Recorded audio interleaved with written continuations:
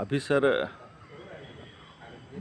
जो वक्फ पे कानून बनाई गई है उसे लेकर के मुस्लिम समाज में काफ़ी बेचैनी है, नाराज़गी है। लोग चाहते हैं कि वक्फ संशोधन कानून 2025 जो है उसको रद्द किया जाए। इसे लेकर के पूरे देश में एक तरह से मुस्लिम समाज जो है लगातार आंदोलन भी कर रहे हैं। ये जो वक्फ कानून बना है इसके बारे में बताएं कि क्या इसमें कमियां और खामियां हैं। देखिए, जो मुसलमानों में जो इज़्तिराब और परेशानी है ये तो बिल्कुल सही है, इसलिए कि वक्फ का जो कानून है ये गोया मुसलमानों के मजहबी मामले में मुदाखलत है। और इससे पहले ट्रिपल तलाक के सिलसिले में भी ये रवैया इन लोगों ने इख्तियार किया था। तो मुसलमानों के लिए तो ये गोया मजहबी मामला है और पूरी मिल्लत इस सिलसिले में all India Muslim personal law board मुसलमानों का मुश्तरका प्लेटफॉर्म है और उसके ज़रिए ये जद्दोजहद जारी है। अब रहा इस सिलसिले में कि वक्फ कानून है तो गोया इस्लाम के अंदर इस्लाम ने ये मजहबी बुनियाद पर ये रखा है कि एक आदमी जब इंतकाल कर जाता है तो उसका नाम अमाल बंद हो जाता है, लेकिन अगर कोई ऐसा काम वो कर जाता है जिससे फ़ायदा लोगों को पहुंचता रहता है तो वो गोया उसके लिए सदक़ा जारिया हो जाता है। चुनांचे ख़ुद रसूलुल्लाह सल्लल्लाहु अलैहि वसल्लम के ज़माने से ये गोया सुन्नत जारी है, ये अमल जारी है कि कोई आदमी अपनी आखिरत के लिए किसी नेक और भले काम के लिए अपनी प्रॉपर्टी वक्फ करता है नेक काम के लिए।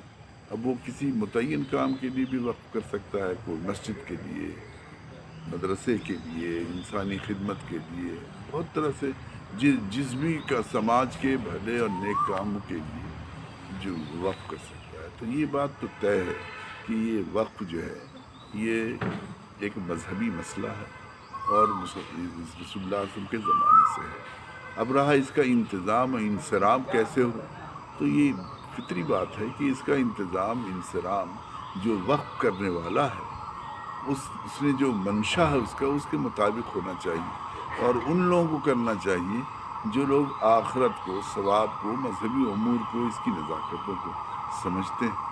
तो मौजूदा जो वक्फ कानून के सिलसिले में हुकूमत ने जो साजिश की है वो ये की है कि यहाँ वक्फ की जो प्रॉपर्टी है वो मुसलमानों की बहुत प्राइम लोकेशन पर भी है।